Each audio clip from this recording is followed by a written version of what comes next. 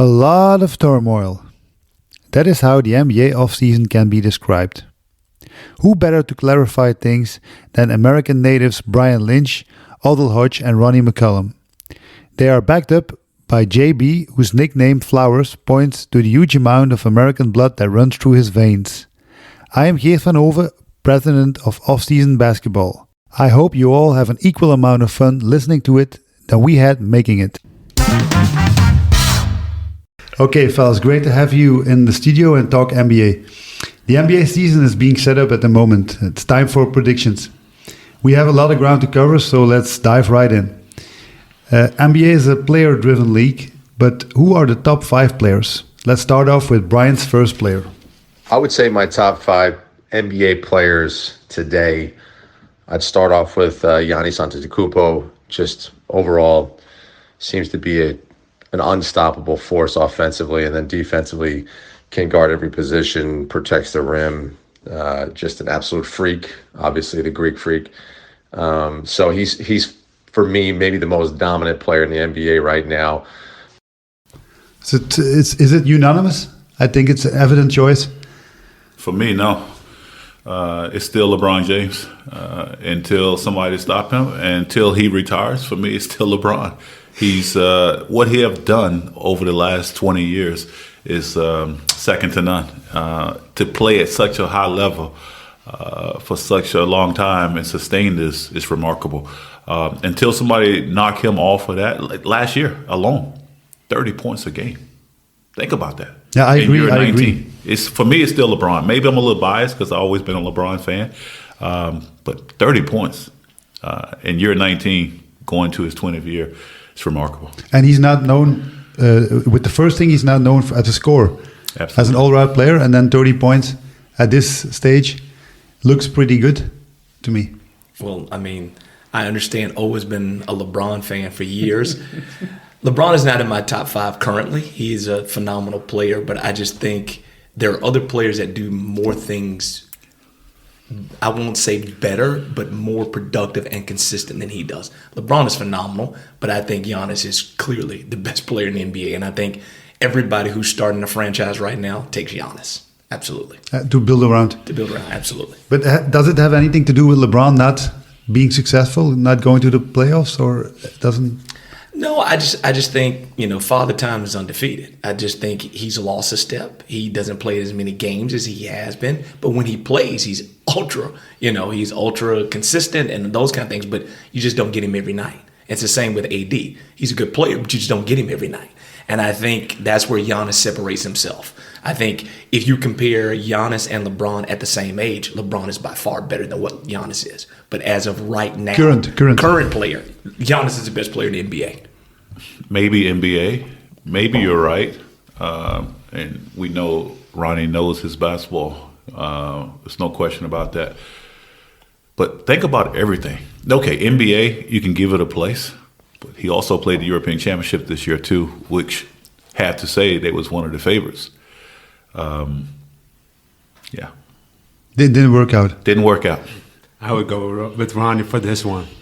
Being unstoppable offensively, being a presence in defense, you can go around him. I would play him at a 5, so I go small ball with Giannis, small ball, and then work around Giannis with another 4-guy wingspan. So. Do he make his teammates better? Absolutely. I think he does. Chris Middleton is not an all-star unless he plays with Giannis. PJ Tucker is not an all-star. It's not a starting 5 in another team without Giannis. Bobby Portis is not productive. He doesn't play with Giannis. Pat Connaughton is not productive unless he plays with Giannis. LeBron got his teams in 2007 and 2018 to the finals with not a second all-star. Antoine Jameson. All right. Geert, next one. Antoine who? Okay. Already we're talking about LeBron, but let's see if Brian has him in his top 5. This is his second player. I would say the next guy that comes to mind would be Steph Curry. The way he impacts the game, especially offensively for his teammates, which is something that nobody really talks about. Yes, he's an incredible scorer and shooter, can basically shoot it from any point of the court nowadays. But the way defenses have to defend him and how open and how much his teammates get easy buckets off of how they have to defend Steph is quite amazing. They show so much. They're switching and guys just get wide open just because everybody's attention is on Steph and his ability to score and shoot the ball. NBA Finals MVP and champion, Steph Curry. I agree. I think in so many cases, or in someone else's top 5 or even mine, I will put him over Giannis. I think he has that much of an impact. His enthusiasm also had to put Unguardable. He's probably one of the most unguardable guys we have seen in this generation in a long time. He has changed the game tremendously. But again, once they had their complete team back, they're back where they was 3 years ago, representing the finals. And this year they won it again. And you have to put them at odds on favorite to win it again, as long as they have their core guys. And they don't even have KD, which is a premium player, and he does it now with other players.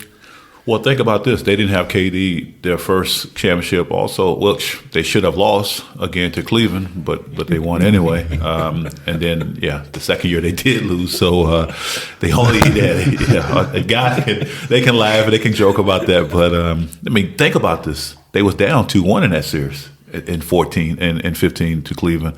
And then found a way to start this dynasty off. So Clay came back last year, immediately impact. And then they won it again. So right now you have to put them as the favorites.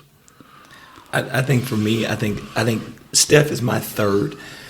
I think how you guard certain situations changes when you play with the Warriors. I don't think he's the player that you game plan the most, because I think Giannis and LeBron affects game preparation more than Steph does. I think how you guard pin downs, how you guard handoffs changes. But I think with Giannis and LeBron, you have to load up so far on the ball when they come in transition. And that impacts your defense more than how you guard a handoff or a pin down, right? Because you know Steph is going to score. He's going to shoot threes. He's going to make them from deep. You live with them. But you can't live with LeBron and Giannis getting to the front of the rim all game, because they put so much strain on your defense. And now they're drawing double teams. And that's what makes those guys so effective and the other guys more valuable, because they can kick out. With Steph, he doesn't guard his own position.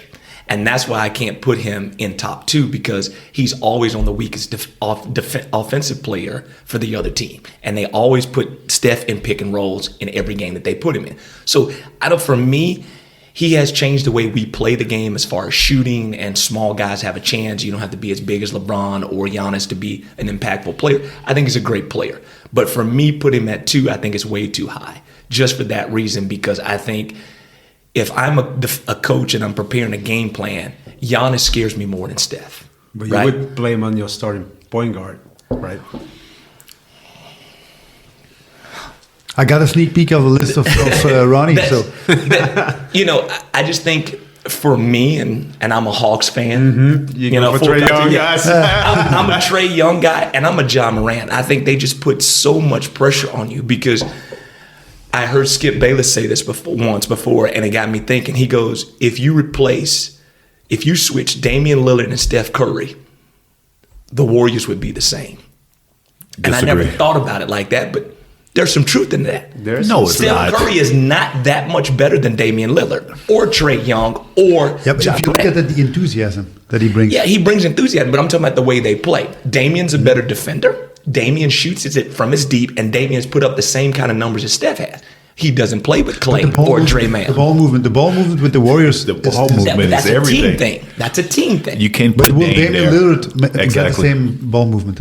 That's my thing. That's up to Steve Kerr. Let him play them Warriors ball and let the ball go. If Steve Kerr says let's go, then but they have to fit in that. They have to fit in. But is Steph Curry that much better than Damian Lillard? Yes. Is Steph Curry that much better than Trae Young? It's not even close. From the naked numbers, maybe not. Close. If you see the numbers, only the numbers, maybe not. But if you see what's happening on the court with everybody around him, the enthusiasm that he brings, the ball movement that they bring, getting everybody involved, I don't think that Lillard would have. We have a sample size of that, right? Okay, when Clay was out for 900 some days, what did the Warriors do? Wasn't Steph but out? he's a key player. But wasn't Steph out also? And No, it- Steph played most of that season. They finished, what, 9th or 10th or something, right? Didn't they have knick-knack injuries also? Yeah, but wasn't Draymond out a little bit too? Every team is going to have small injuries, but I'm talking about when one of your core guys is out for the whole season. Steph's season wasn't that spectacular. He put up numbers, but there's no different than what Damian Lillard does without C.J. McCollum. Here's the question Anthony again. Simons is the best second player on their team. Dame or Trae Young? Do they make their teammates better? Absolutely. Trae Young's been to a conference finals. That was watered down. It is what it, okay, then we can say that about LeBron's title in the bubble. Yeah, we can always say that. Of course, I've always said that. But Eastern Conference, he made it to the conference finals, and the second best player on that team is John Collins. Now, you think about that. He does make his teammates better. Milwaukee was clearly better. I went to the game. Milwaukee was clearly better. But Trae Young has taken a team to a conference finals, and the second best player And what have is they John done Collins. since? They made the playoffs. He's made the playoffs every year. But look Did at what a lot of happens work. when Chris Middleton went out. With Giannis, the best player, projected player. That's what I was saying. That was my point. If he's the best player, he finds a way to get them at least back to the conference finals. But they ran into a great defensive team last year that was able to neutralize him a little bit, right? But when LeBron had the chance to do it, it's what I said before, in 07 and in 18, he led them to not only to the conference finals, but to the finals. There, they ran into Golden State and ran into San Antonio, which was clearly a better team. So are we comparing the help of these players to what LeBron has? Because if you compare what LeBron has played with more Hall of Famers than any other superstar. He's played with more Hall of Famers, not All-Star, Hall of Famers. He played with 2 Hall of Famers. He played with. Okay, we're not talking about Shaq and these guys in their No, tail end of their I'm career. talking about Wade, And Bosh, that's it. Allen. Allen's a Hall of Famer Okay, too. 3. Those are Hall of Famers, and let's not forget Rashad Lewis was an All-Star. Kyrie would be one. Exactly. Mike Miller was an All-Star. Kyrie was injured the first championship. Kevin Love was one of the best power forwards in the game in Minnesota, and then he takes. But he's not a Hall of Famer now. He's a Hall of Famer. Not right now. If Ginobili gets in averaging 13 points a game, Kevin Love's a Hall of Famer. Right now, he's not a Hall of Famer. For sure, he's a Hall of Famer. He's a Hall of Famer. Good debates. That's why they Okay, are let's move debates. on to the next Yeah, guy. let's do it. The next guy I would say is Luka Doncic. You could just say, overall, you watch him in the European Championship, you watch him in the NBA. He's just an incredible, unstoppable force. Also, just you can't really guard the guy. It seems it doesn't matter how fast he is or anything, but his size and strength and I think he's deceptively quick. He seems to be able to get a shot off on anybody. His range has gotten better and better with each year. He's always been able to get guys close to the basket and finish. Has a great back to the basket, abilities. So, Who's got Luka Doncic? Not at 3. Not in my top 5. KD is my third one. Still KD. Still KD. I mean, this guy's 7 foot, 6'11", 7 foot. Shoot it from anywhere on the basketball court. I'm looking for a bounce back year from him, from KD. I just think with all the drama and everything that's happening with the Nets and the way he left Golden State, which is arguably why did he leave? I guess he wanted to start something and try to lead a team away from that. And maybe what happened, do it. maybe, but okay, with all the dramas going on with Kyrie, and then they brought in James, and then with Ben Simmons, it's not fair. But I think why and when this guy plays now, just go back to the conference semifinals a couple years ago With the toe on the line. With the toe on the line, he lose that game basically with a toe. Actually, his toe was not on the line. His shoe size was on the line. The front of the shoe. He plays with one size up, so his toe was not on the line. His shoe was on the line. But I think the impact that he has on a basketball team is second to none. Also, the way he defends. He's just had a lot of drama. Okay, the Draymond situation in Golden State, do we really call that drama? Probably not. Depends on who you listen to. But in Brooklyn, this was their time. But okay, you're dealing with the Kyrie situation. You're dealing with the trades, and people don't want to be in there, and they're blaming Nash. But I'm looking for a bounce back year for that team, and especially from KD. But I will put him right now over Luka. Luka will be number 6 for me right now. And it's no particular reason why. It's just, he has to do so much. Show me. I mean, he got to the conference finals. This is the same thing I made the argument about LeBron. He made it to the conference finals, but there's no way he was going to beat Golden State. Not by himself. For me, I don't even have Luka in my top 10, and here's why. One, he doesn't do anything but dribble the ball. And then for years, we blamed James Harden for the way he plays. Luka plays exactly like that. 10 dribbles, 15 dribbles. Then when he gives the ball up, he has no impact on his team. He hides in the corner when he doesn't have the ball. He only does something with the ball in his hand. He doesn't defend. He doesn't run back in transition. And when people question your conditioning, that's an insult to your game. If you really care about winning, the first thing you're going to do, you're going to be in shape. The second thing is you got to play defense. And that's why no other star wants to go play with him, because he can't play without the ball. So you think that the Dallas is never going to get it with Luka? They're never going to surround him with other players? If you're an emerging star, if you're, let's say Zach LaVine, right? And Dallas comes to you and say, Zach, we want you to team up with Luka so we can make a championship team. Zach is going to say, I'm not going to stand in the corner and wait for the ball while he dribbles 15 times, right? Nobody wants to play. But Luka isn't going to change his game when he's better surrounded. Because here's the thing. Luka says, I'm successful doing this. Because if he was going to change, he would be in shape. And I keep hearing people say, he's in shape. I saw him in the European. He's not in shape. He plays the same way. He's still overweight. He does not play defense. When he turns the ball over, he's the last one to run back. How can you build a championship team with that, right? Because you have to defend. Even though Steph Curry's not the best defender, he tries. Trey is not the best defender, but they try. Now, we're talking about Giannis and LeBron and Joel Embiid. These guys defend. They don't have any weak spots. They don't have... No, Luka can score. There's no doubt about that. But you're not going to win playing that kind of way. They made it to the conference finals. But Luka's very young. How is he going to evolve? Is he going to get this? Or is it just like a Russell Westbrook kind of thing? Where it's in his character and he's never going to get over it. Yeah, but Westbrook is different from the standpoint of, you know what you're going to get from Westbrook when the game starts. He's going to give you everything he's got, right? You never question Westbrook's heart, his commitment, his conditioning. You can question that he can't shoot. Okay, we can discuss that. But when Westbrook steps on the floor, he gives you everything you can to win. Luka, I don't think that. Luka thinks, I score 40, I've done my job. Dorian Finney-Smith, you defend. Tim Hardaway, you defend. Josh Powell, you defend. And I just stand there and I guard the weakest defender. And you see now, every team is going to take the blueprint that the Warriors did. What did they do to him? Whoever he was guarding, they threw that guy the ball and said attacking. And they swept him. So now every team in the playoffs, they're going to do that. He doesn't defend. European championships, he doesn't defend. So you got to defend in order to be one of the best players in the world. And he doesn't do that. He doesn't have the work ethic that Kobe Bryant had to try to minimize all those voids in his game.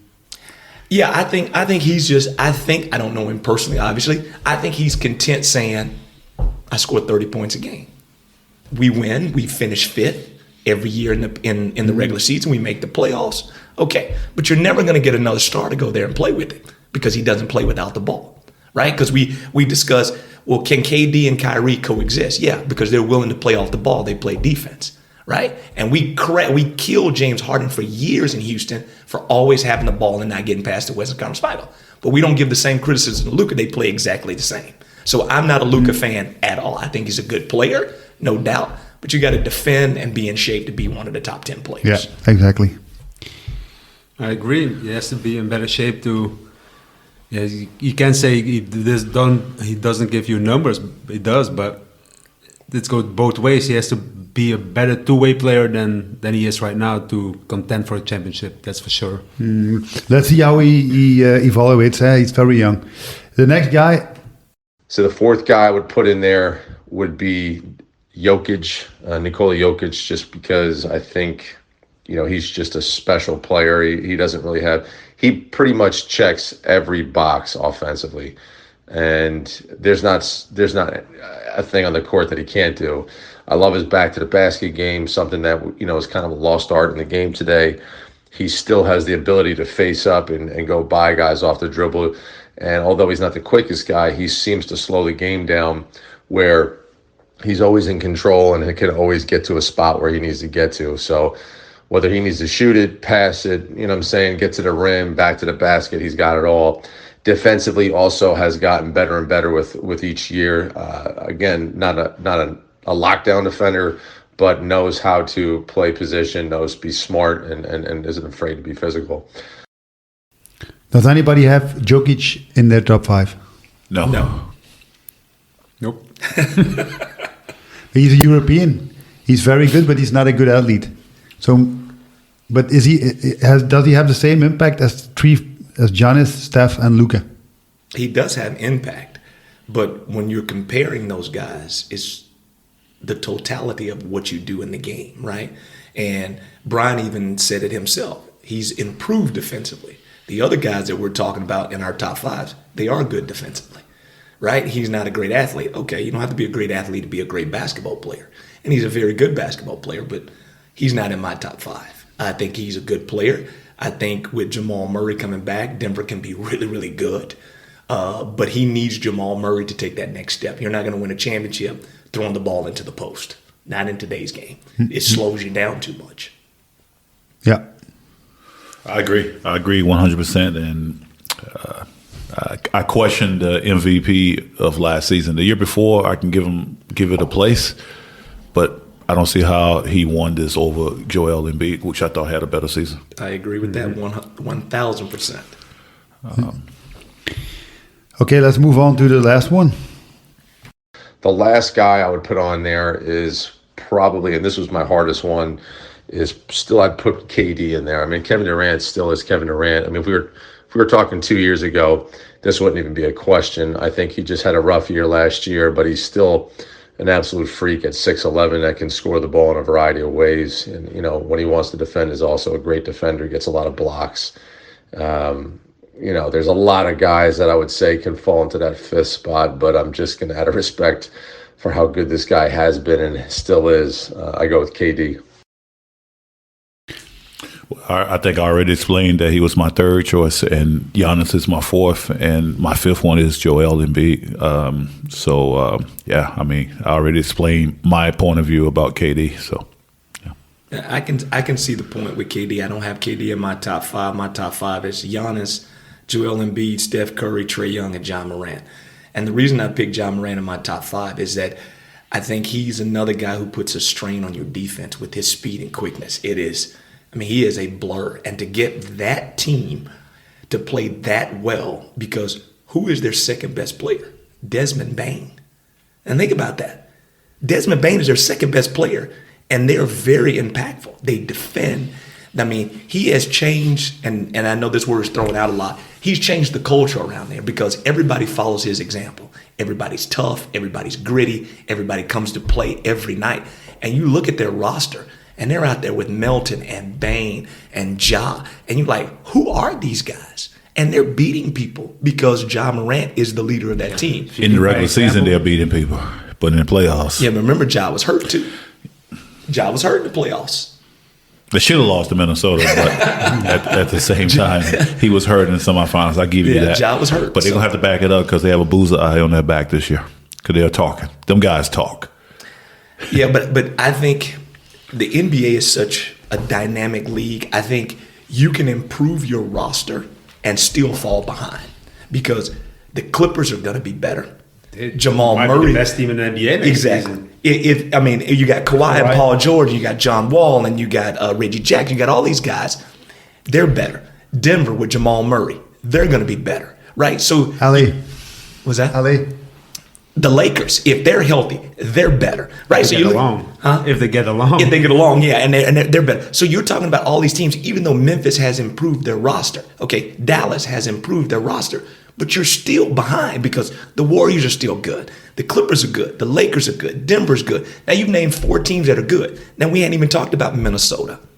Which might be the odds-on favorite to get to the Western Conference Finals. Think about that. And we hadn't even talked about New Orleans, right? New Orleans is better, right? So Zion looks very good, huh? Looks very good. And then you got CJ McCollum there. So you got all these aspects. So now you're talking about all these teams that even though you improve your roster, you still could be behind. You could be in 7th place and still be a really good team. But that's what makes the NBA such a great dynamic league. Is different than, Champions League soccer. You can close your eyes and say, okay, these are going to be the top 6 teams every year. It's not like that in the NBA because it changes every year with roster changes. We know San Antonio is going to be bad. We know that, right? We know that for a fact. But we haven't talked about Phoenix, right? Phoenix the Western Conference is stacked. Loaded. Absolutely. Hey, but let's hear what Brian had to say about his prognosis of the best team in the West. We already talked a little bit about it. Coming out of the West, a little bit biased on this one, but I'm going with the Minnesota Timberwolves. I think Chris Finch, obviously I'm a big fan of him as a coach, but his roster got a lot better when he added Rudy Gobert with defense and, just moving Cat to the 4 and being able to swing him back to the 5 when you want to go small. And the athletes that he has surrounding them, Anthony Edwards taking another step to becoming a superstar. It's a heck of a team. They're going to be well coached, and I think they have a chance to really surprise people this year. Is this because his friendship with Chris Finch, or does he really have a point? No doubt. I think I agree because it's friendship. Absolutely. I think it's a little bit of both. I think it's being loyal to Chris, and also when you look at their roster, like he said, and Chris have shown in everywhere he have coached that he gets the job done in Europe, the G League, and now in the NBA. You give him this type of team. I won't bet against him, but in this case, I would have to say the Clippers. They are loaded. They can play if everything clicks. If everything clicks, and Kawhi don't take so much load management, but maybe he can with this roster they have, top to bottom. They can go 10, 11 deep, easy. But how are the characters going to be? And that's very important. They're going along the way. With Ty Lue at the helm, I don't think you have an issue with the character there. If the players buy into it, yeah, that's something else. They will have to buy into it. But I'm sure Ty has, approached this and addressed this. And if they buy into just half of what he's saying, they're going to be different, and they're going to be a problem for everybody, especially in the West. For me, to get to the Minnesota thing, I think Minnesota is going to be a good team, but there's no way in this world they get to the Western Conference Finals. Not a chance. Because when you get to the playoffs, it becomes matchups, right? And if you remember in the playoffs last year, Utah didn't even play Gobert in the playoffs. He didn't play. Right, with foreign offense. So. Exactly. So how can you play a guy who has zero offensive skill in the playoffs, right? And he's closer to the basket. So now you're clogging the paint. Now I think what's effective is when Towns post up.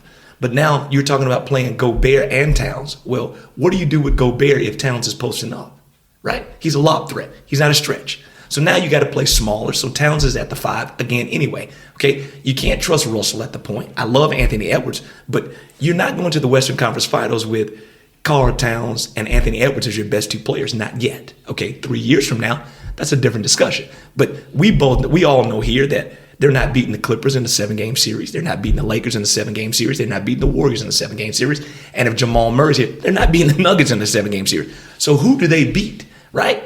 Can they beat Memphis in a 7-game series? I don't think so, because the game slows down. It becomes matchups, right? So getting to the Clippers, I think you've got the Clippers at a point where they're all mature enough, and I think their egos are to the side. They've made enough money. John Wall is just happy to play. Man. Kawhi is just happy to play. I would love to see him healthy back, man. Exactly. I would love to. I mean, what he's been through, I would love to see him just make it through a whole season. Now, you've gained experience with Zubac and Reggie Jackson playing all those minutes last year. You got Luke Kennard that's there. I mean, you've got a roster that's played a lot of meaningful minutes, and now you're getting your best player back. Now you're getting John Wall. They could be a really dangerous team. Of course, it's going to take 20, 25 games for all that to mesh, but they're worried about more April, May, and June than they are about October. So you got the Clippers. Every time I pick the Clippers in the past, they disappoint me. So I'm going to do some reverse psychology. I'm not going to pick them and hope that they make it. What do you have, Jelle? I had the Clippers as well because of their roster. They're so deep, bringing Kawhi back, bringing John Wall in. That's experience. That's talent-wise might be the best player in the last couple of years with Kawhi. I would go for them in the West. But you can't count out the Lakers. And here's the thing about the Lakers when we talk about matchups. if they get to the playoffs and they're healthy, do you bet against a healthy LeBron, a healthy AD in a 7-game series? Because LeBron is going to be as good, if not better, than anybody in that series. So you're winning that matchup. If AD is healthy, he's as good, if not better, than anybody. So you got the 2 best players on the floor on one team. That becomes a dangerous situation. And they've gotten younger. They've got Pippen Jr. They've got Lonnie Walker. They've got Dennis Schroeder. So they are younger now. Pat Beverly. You're younger now to help you get through that patch in the regular season when guys are missing games to keep you afloat. So now you don't have to be in the play-in. Because if they finish 4th or 5th, I'm scared as the 1 seed because in the second round, you got to play the Lakers. And LeBron can get you 40. AD can get you 40, right? It becomes a problem in the playoffs. But if we talk like NBA Live or NBA 2K style, and everybody's healthy, this is what we're talking about. But it's hypothetical. Let's go Warriors. We ain't even seen anything about the Warriors, exactly. It's all hypotheticals, but I think we forget a year and a half ago, 2 years ago, they was up 2-1 against Phoenix.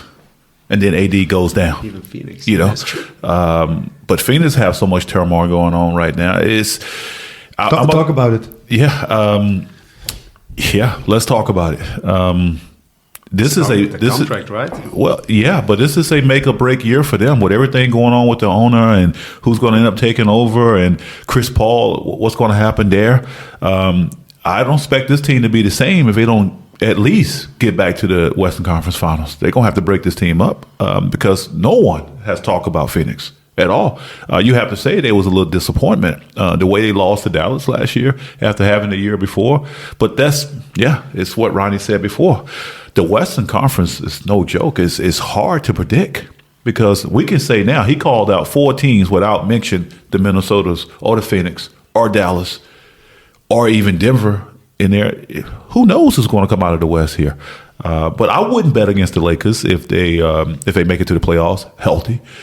Because is it possible to be healthy at that point of time with everything going on with AD? Do you have the Westbrook situation? Westbrook won't be there. You think he's still going to be gone? I think he's going to get traded. Who's taking $45 million on the books? Well, Indiana will end up taking it. They will make this trade sooner or later. They will make it because, you guys saw what happened a couple of days ago. And Westbrook tried to explain that he's a team guy and he's a team player. And come on, man, like you separate and you got it visible so everybody can see you. He just looked disinterested right now. So he's gone. I think he's gone. And if they get Miles Turner and Buddy Hield from Indiana, I think it's Buddy Hield. You got to throw in some more to make those. Well, they're going to give them the draft picks that they want for what, 27, 29? Watch out. Don't be surprised. If they get Buddy Hield and Miles Turner, you got to put them up there too as your eyes on favor. So why hasn't it happened yet? Well, nobody wants to take the $47 million from Westbrook. And can you blame them? Whoever takes that, they just want the draft picks. But this is a big mistake of LeBron to put Westbrook over there. He picked him. Didn't he pick him? Yeah, but if you're Rob Pelinka, do you tell LeBron no when he asks for that? Of course not. You give LeBron what he wants. But why isn't LeBron smarter? You know the Westbrook character. You know it. Yeah, but who else out there can you get at that particular time? Right, that's going to be as impactful as him. Right, LeBron is so good. He can make up for the deficiency of his teammates, right? Yeah, he thought he could twitch him around. Right, but you don't know how a person is until you get him in practice, right? You can only look at the talent of them. You don't know the character, the work. You don't know those things until you get them in practice. And if you're GM or you're in ownership, you're like, your best player is asking you to bring in somebody and we can afford it. You bring them in to keep your best player happy, right? Rob Pelinka and Jeannie Buss are in an impossible situation. If LeBron keeps asking for this and you keep telling him no, and his contract is up, LeBron's gone. Now you don't have cap space. Now you don't have draft picks. So what do you do after that, right? So how can you sell that to your season ticket holders, right? And get into the Phoenix situation. And I've heard people say, well, they're pros. They should be able to block it out. Well, they're human too, right? Anything that goes on in your life, it affects how you play, right? So if you have an owner that's racist and you have to hear that question every single day of the week, it impacts how you think about it. And it impacts how your work life is, just like any other job. So I think I agree with it's going to affect the Phoenix Suns if they don't hurry up and get that team sold. They need to sell that team as soon as possible, whether it's going to be Shaq or Jeff Bezos, whoever's going to take it, they need to go on and get it so they can clear their minds and get better for the season. But if they do, because Chris Paul is really waiting for the chip to get... He won't get it in Phoenix. No. He won't get it in Phoenix. David Stern took Chris Paul's championship by vetoing that trade to the Lakers. I agree. That was Chris Paul's chance right there. He blew that trade up.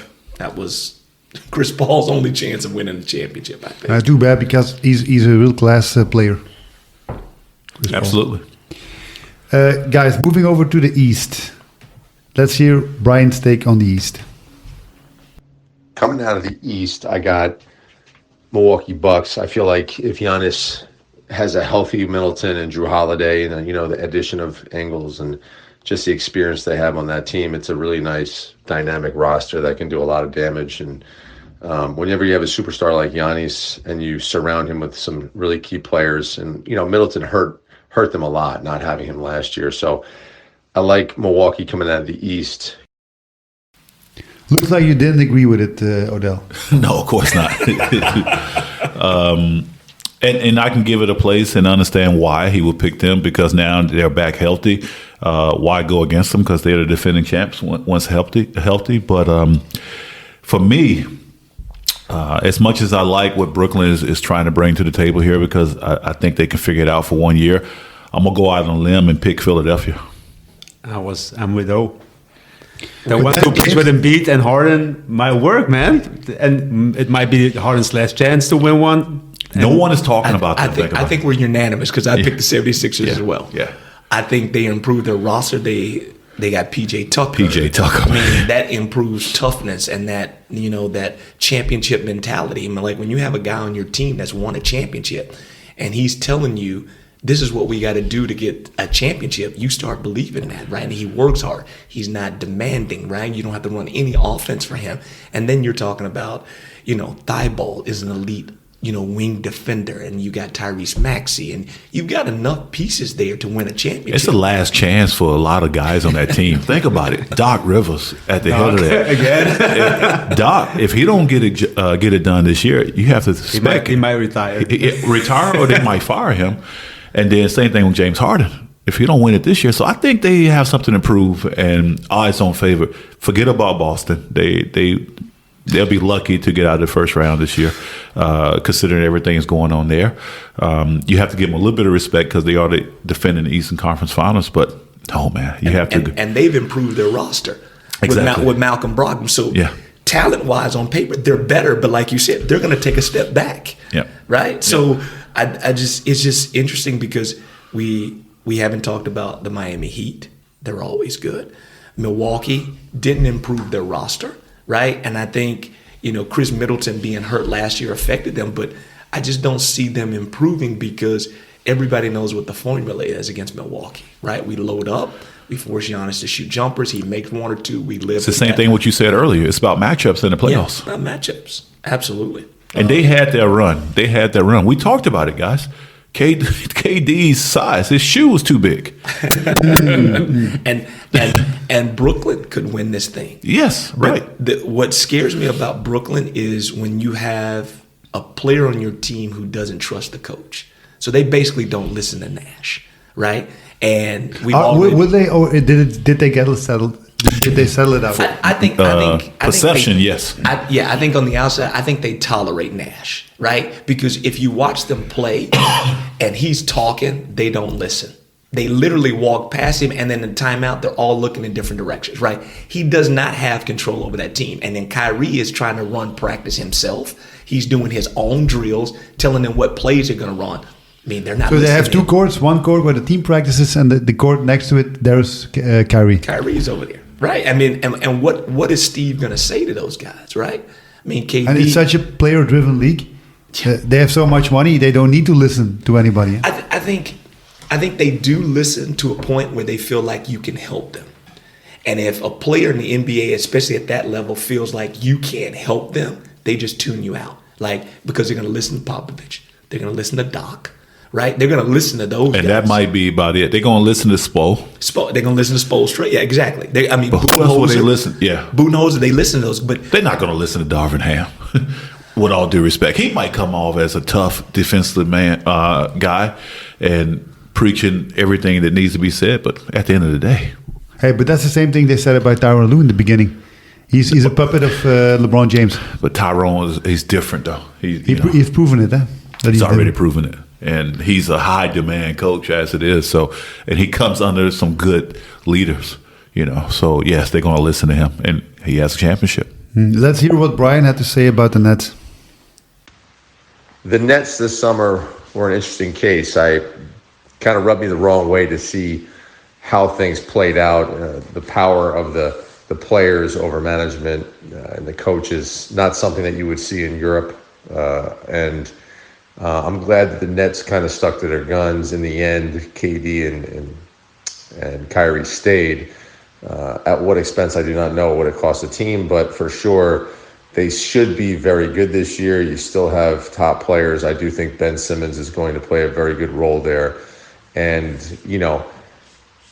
Steve Nash is a young coach. People don't realize how experience matters. So each year, I think he's just going to get better and better. And so I do expect the Knicks to be, a legit contender this year.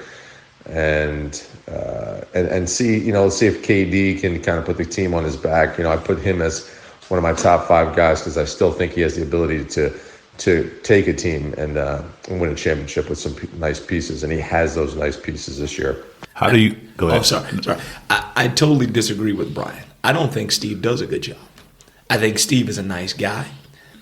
I think Steve got that job because of his playing career, obviously. I just don't think Steve is doing enough adjustments from in-game and then from game to game, right? It is the same lineups, the same sets. He's saying one thing in the interviews after the game and during the game, we need more ball movement, but you're not doing anything to improve ball movement, right? And if you look at their roster, I like Ben Simmons. You can play him in multiple positions. I love KD. I love Kyrie.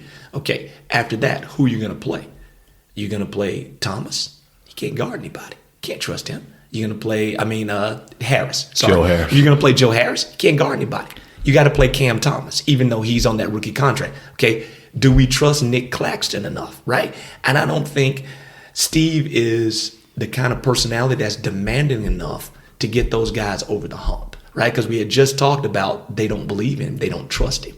And I don't think he's doing a good job, right? I think there are other coaches in the league where even if they don't have any NBA experience, right, you're going to gain trust from your players by how hard you work and how knowledgeable you are, right? And I don't think he's shown either of those. 100% agree with you from top to bottom. But how do you take that team seriously, or how do you take that coach seriously? How do you respect a guy when your best player calls you out in the offseason? How do you respect him? How do you go in that locker room? He brought him in himself. So. Well, did he? That's what the rumors say, right? But did he? I think he signed off on it, but did he really have that much of a say in bringing him in? That's what I wanted to bring up. With such a team, wouldn't you go get a more experienced coach with such a team? But is one like that available? That's my question. Well, how many coaches would be a good fit for that situation? Well, you talk about Popovich, Spoelstra.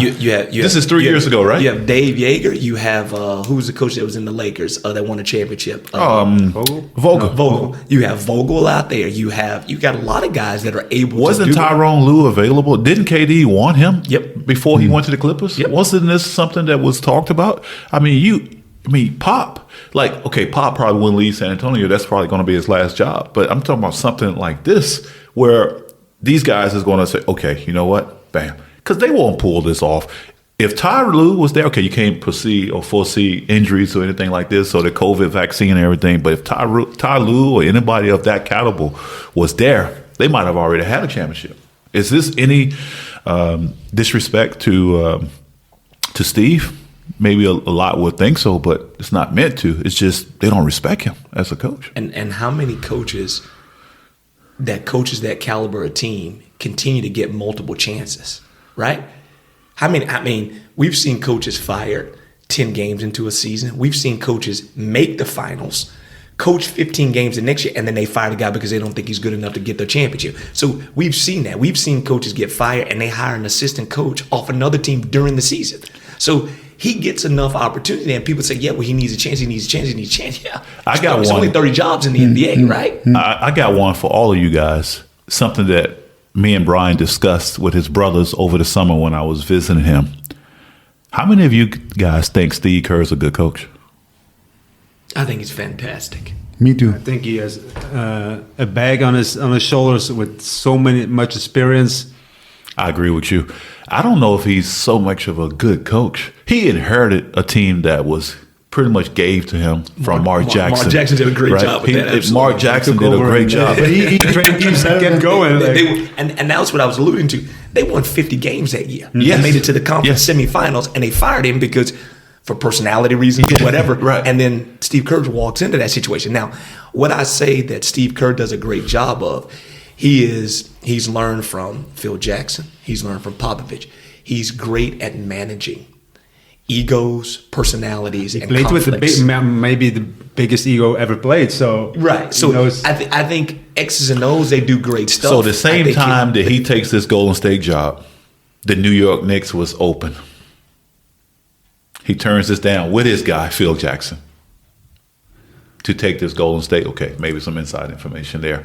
But would he have the same success? No, with the Knicks? because you're not coaching the same people. Of course. As coaches, we're only a product of the people that we coach. Do you think Mark Jackson? I know I'm going off topic, but I just bring it up because we was talking about Nash, and I wanted to get your input on that. Sorry about that, Geert, to bring that up. Don't worry, take it. But the thing is, with Mark Jackson had time, we never know because he got fired. I think they would have won a championship. I think so too. Because if you go back and you watch the Warriors when Mark Jackson was there, they're running a lot of that handoff stuff, Yes. those zoom actions Yeah. and stagger. They're playing the same way. Yes.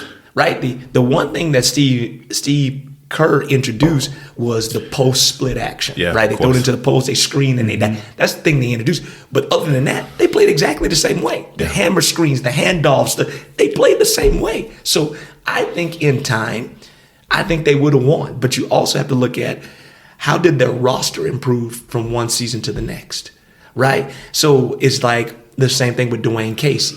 Dwayne Casey takes the Raptors to the Eastern Conference Finals. They get swept by LeBron in Cleveland. Okay, then they fire Dwayne Casey, and then they bring in Nick Nurse, and Nick Nurse wins a title. Okay, but if Kawhi is there, and Danny Green is there, and Marc Gasol with Dwayne Casey, they still win a title. Yeah. And LeBron wasn't in the East anymore. Right. So there are a lot of factors that go in, do you win a championship or not? So he gets to the Eastern Conference Finals with DeRozan and Kyle Lowry. But the next year, their roster was better because Danny Green comes. Kawhi is better than DeRozan. Then you add Marc Gasol. The roster is just better. And then you don't have to play LeBron. And These KD players gets hurt. And KD gets hurt and Clay gets hurt. So you're playing a completely different team, right? So the circumstances are completely different because they say, yeah, we fired Nick Nurse, so we won a title. No, the circumstances are different. Dwayne Casey would have done the exact same thing.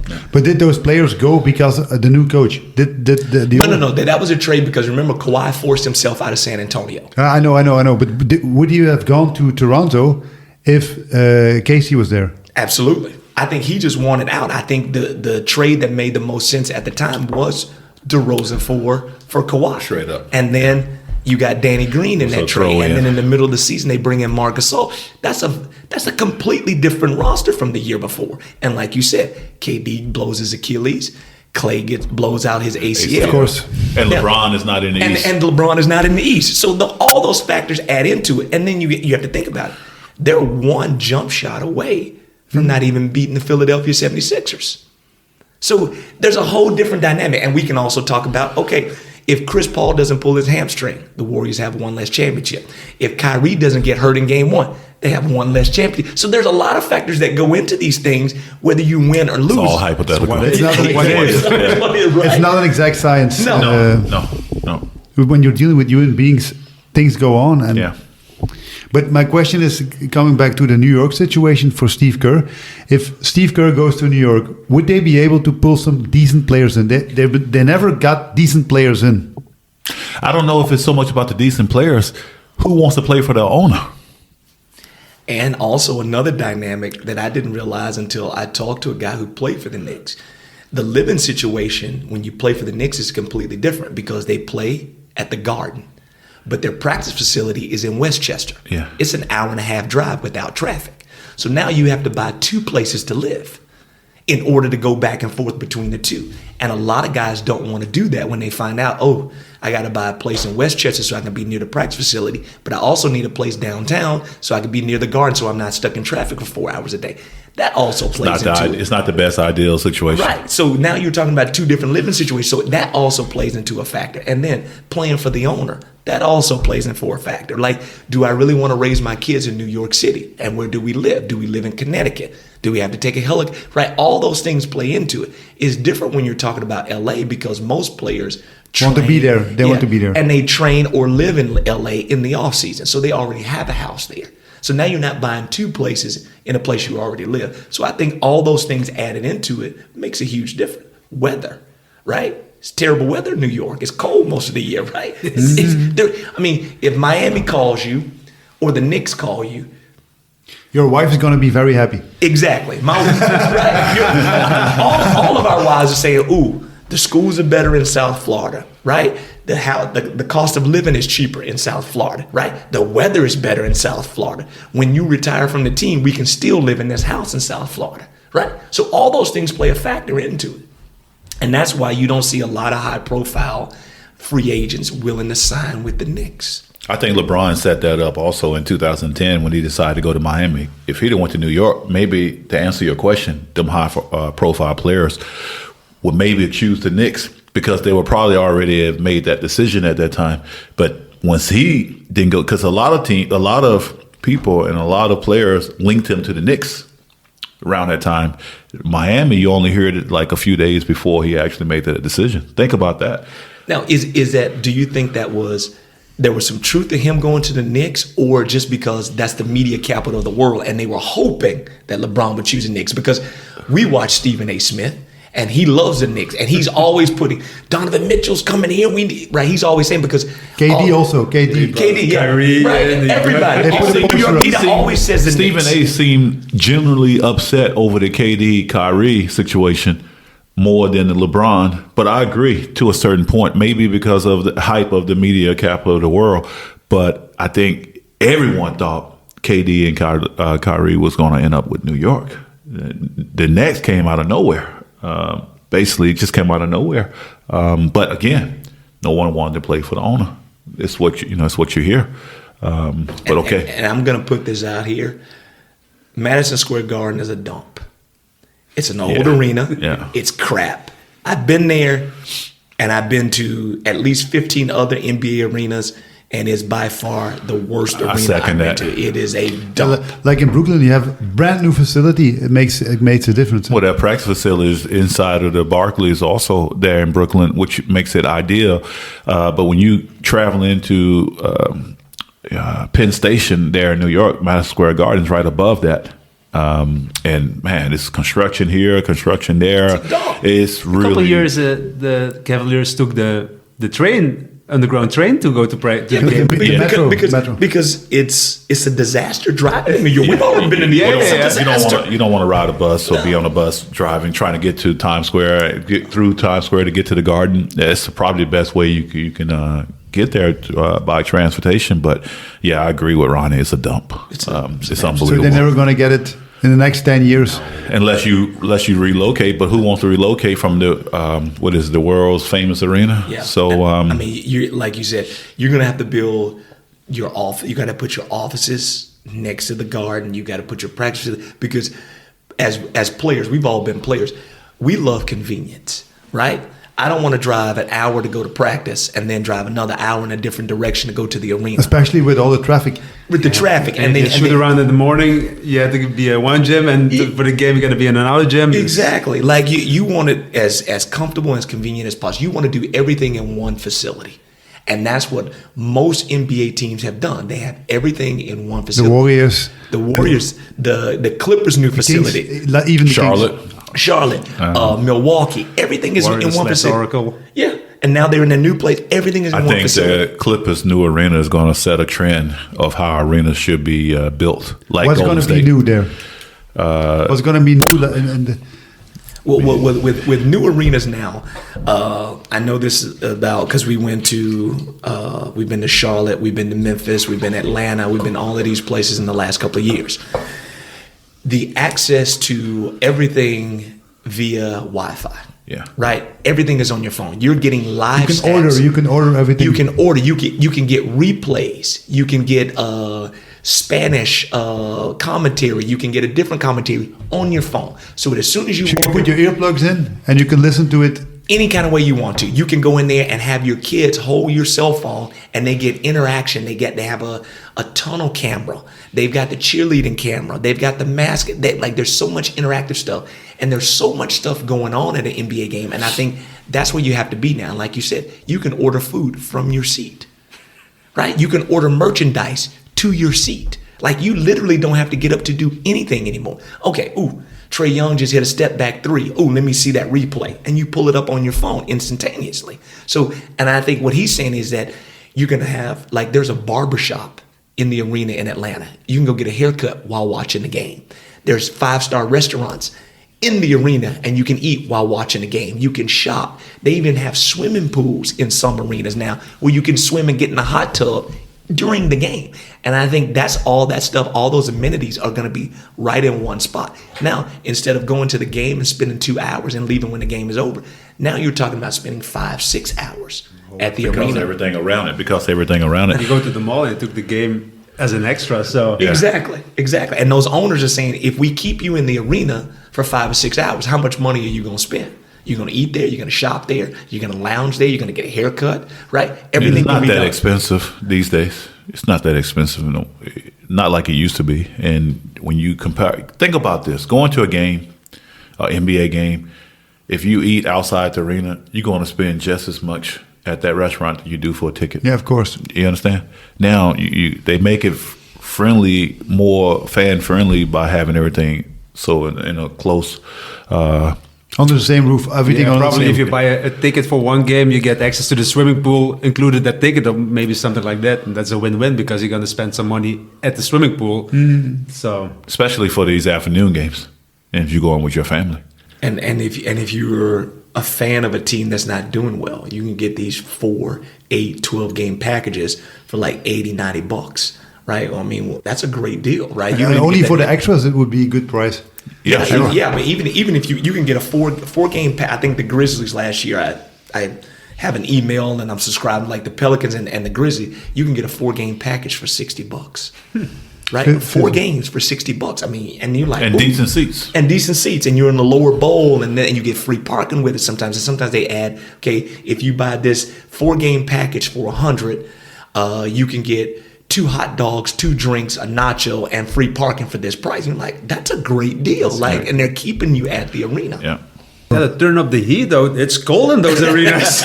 Well, you know what it is. And that's that ice under the floor because they have hockey. That's why it's cold in those arenas. Well, because in the States, it all depends when you go because they believe in air conditioning. Here in Europe, we don't have air conditioning in most of our facilities. But so it feels cold.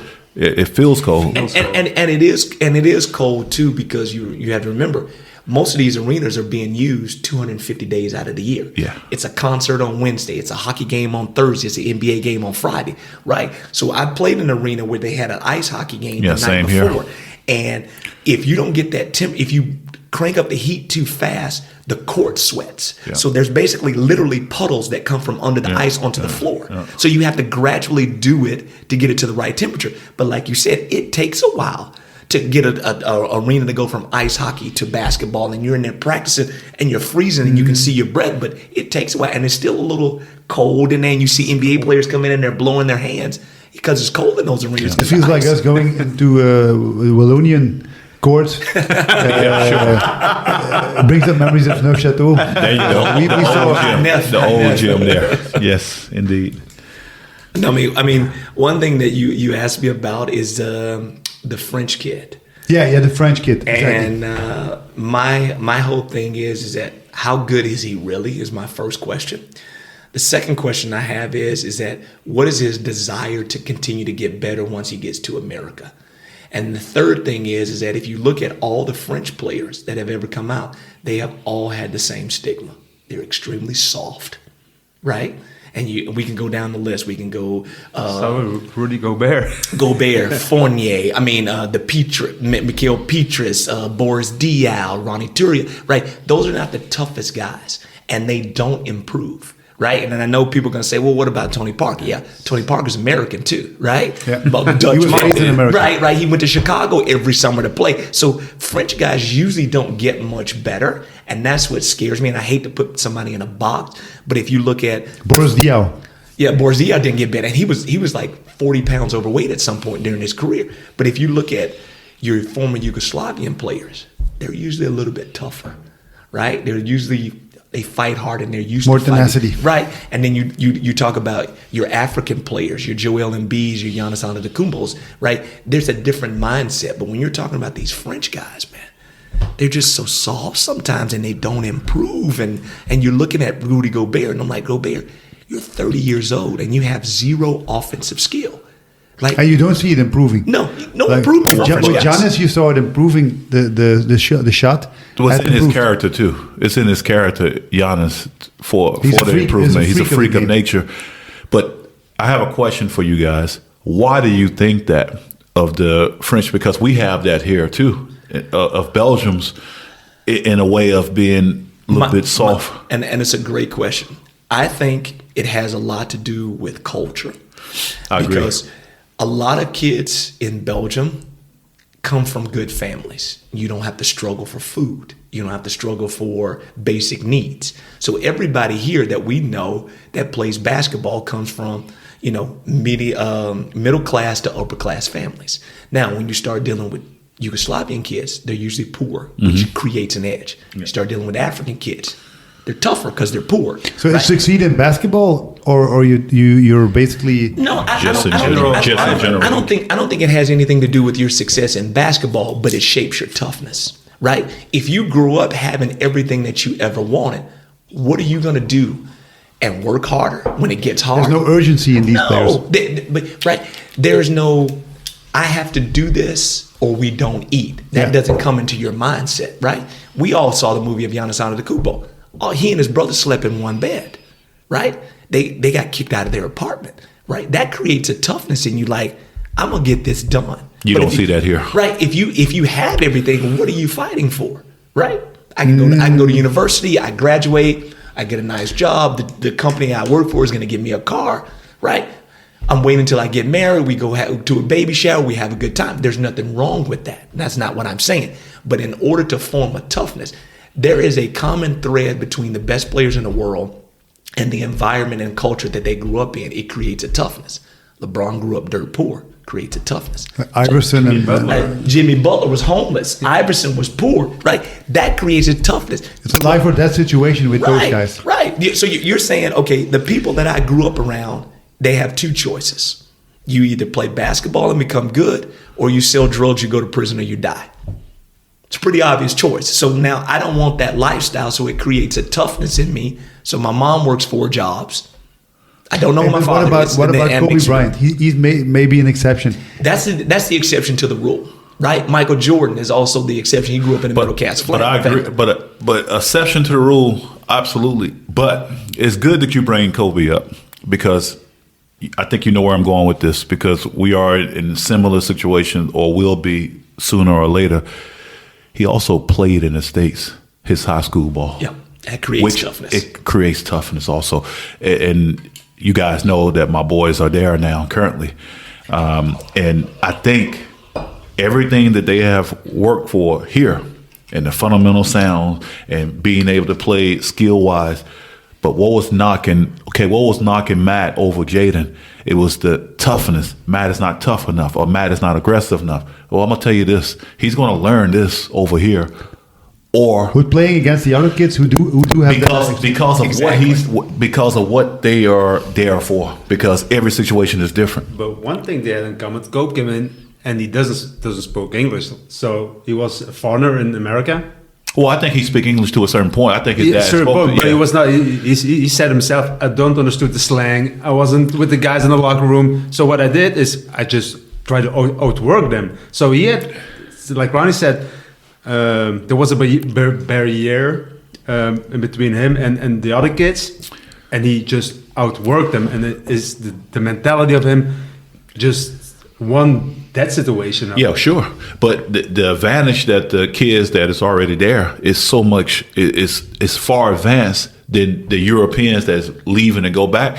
I know one of their teammates, one of Matt and Jaden's teammates, transferred from Italy.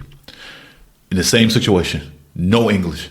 American dad, Italian mother, the dad comes back with the boy, no English whatsoever. Mentally, that is tough on the kid. But it's up to you to...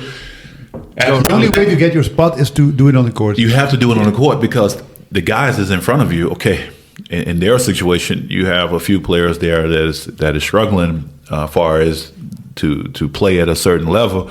But in outside and the opponents and the teams, which is already established, them guys, you know how everything is in the States. Everything is ranked. And you already have your players that's ranking ESPN top 30 or top 100 and the class of 24 or 25 or 26. Everything is ranked. Guys are trying to survive there. And that's their way out of the poverty. That's their way. And they help their family. It's not about them individually, but it's for everybody, because not even the poverty aspect of it, the education just aspect, the education part. right? Yeah. So if basketball gets you into colleges right, too. and it lets you go for free, right? And that's a huge difference, because if you look at Belgian kids, right, university is affordable. You can live at home and go to university, or the only thing you basically have to pay a lot for or some money for is the apartment that you go if you go to Leuven or Ghent or Brussels, wherever you go to school, right? Now, if we change that dynamic here and say, okay, university is 45,000 euros a year, unless you get an athletic scholarship, I guarantee you the work level goes up. Hey, but it's even worse. It goes up, right? You have to. Around here, people see it as a disadvantage. If you're motivated in sports, you're not going to make it study-wise. That's the problem, and I think that's a stereotype. And that's, oh yeah, but you're leaving to go play basketball in the States. Why? What? And we talked about this before, you and me, Geert. They don't understand the pressure that is on these student athletes in America, where they have to perform now in the classroom. And it's just opposite of what the typical European is thinking, that the study is not important. It's even more important in the States, because now you have to have a certain GPA to be able to play second semester or after the midterm exams. If you're not at a certain level, second semester, you're suspended, guys, because your academic is not where it needs to be at. Oh, absolutely. You know, it's really integrated. Of course it is. Now you're representing a school. Absolutely. And the thing is that, and O will tell you this, when we were in college, your coach would tell you at least once a week, I got 10 guys that's ready to take your spot. So there's this constant pressure to perform, because only 3% of high school basketball players play Division I. Now think about how big America is. Only 3%. And how many high school teams there are and how many high school players there are. Only 3% play Division I. So now you've got an assistant coach or your head coach screaming at you like, man, I got 10 guys ready to take that scholarship. You're like, oh, I really have to perform. You got to perform in the classroom. You got to perform on the court. You got to be a good person. All those things matter, right? So, and getting back to the point of the Belgian kids, you can even look at how different basketball is played from Provence or the Flemish side to the Wallonian side. The Wallonian kids play harder.